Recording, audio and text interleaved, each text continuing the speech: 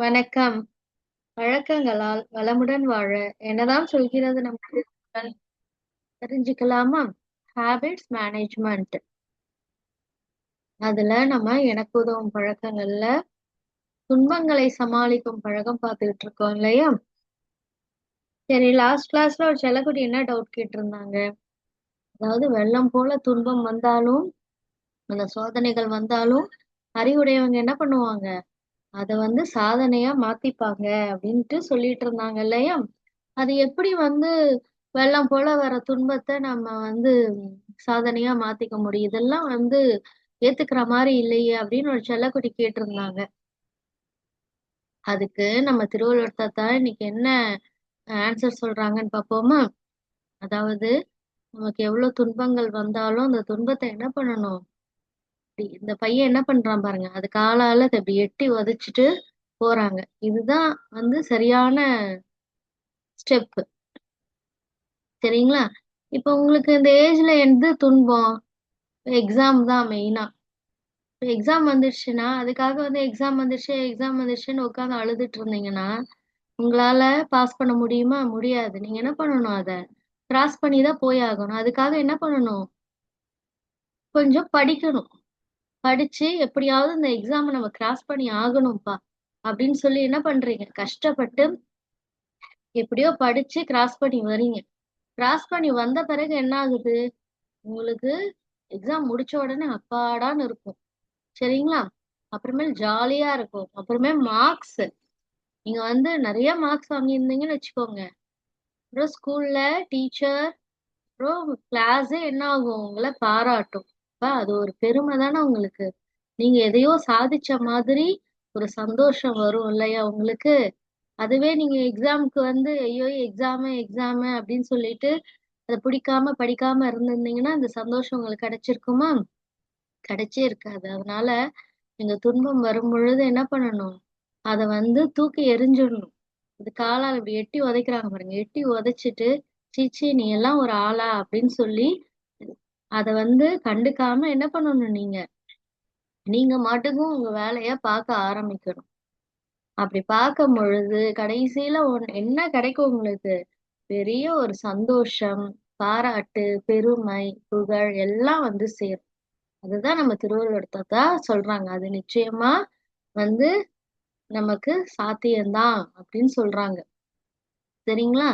இது இங்க பாருங்க. கடைசியில அந்த பையனுக்கு என்ன கிடைக்குது? மெடல் வாங்குறாங்க, கப் வாங்குறாங்க. எவ்வளவு பெரிய சாதனை இல்ல? எவ்வளவு ஹாப்பியா இருக்கு பாருங்க உங்களுக்கு. இங்க என்ன பண்றாங்க? ஒரு துன்பம் வந்துடுச்சு. எரிச்சலா தான் இருக்கு. எட்டி உதைச்சதுனால தான் என்ன ஆகுது? அவங்களால அடுத்தடுத்த வேலைகள பார்த்து அவங்களால என்ன பண்ண முடியுது? அவங்கள ஒரு சாதனையாளரா அவங்களால மாற முடியுது. அதுவே துன்பம் வரும்பொழுது துன்பம் வந்துச்சுன்னு உட்கார்ந்து அழுதுட்டு இருந்தீங்கன்னா, அந்த துன்பமும் என்ன பண்ணும்?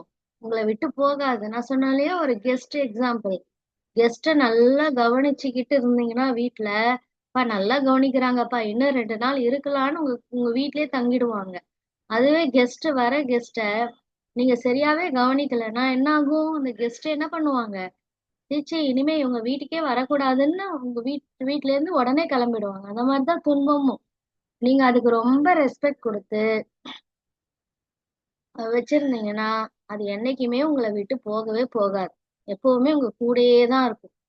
நீங்க அதுவே கண்டுக்காம தூக்கி எறிஞ்சிட்டு உங்களுடைய அடுத்தடுத்த வேலைகள பார்க்க போயிட்டீங்கன்னா, என்ன ஆகும்? ஐயோ! இவன் நம்மள கண்டுக்கவே மாட்டேங்கிறான். ச்சீ! இவன் கூட நம்ம இனிமேல் இருக்க வேணாம் அப்படின்னு சொல்லிட்டு அது போயிடும். அந்த துன்பமே என்ன ஆகும்னா, துன்பப்பட்டு போயிடுமா. அதுவே கஷ்டப்பட்டு போயிடுமா. அதுதான் நம்ம திருவள்ளுவர் தாத்தா இந்த திருக்குறள்ல நமக்கு சொல்லி தராங்க. இடுக்கண் அழியாமை அதிகாரத்துல இடும்பைக்கு இடும்பை படுப்பர். இடும்பைக்கு இடும்பை படாதவர். என்ன சொல்றாங்க? இடும்பைன்னா என்னது? துன்பம். அந்த துன்பத்துக்கே துன்பம் குடுப்பாங்களாம். அதாவது துன்பத்துக்கே துன்பம். இந்த துன்பமே என்ன ஆகும்? கஷ்டப்பட்டு, வருத்தப்பட்டு போயிடுமா.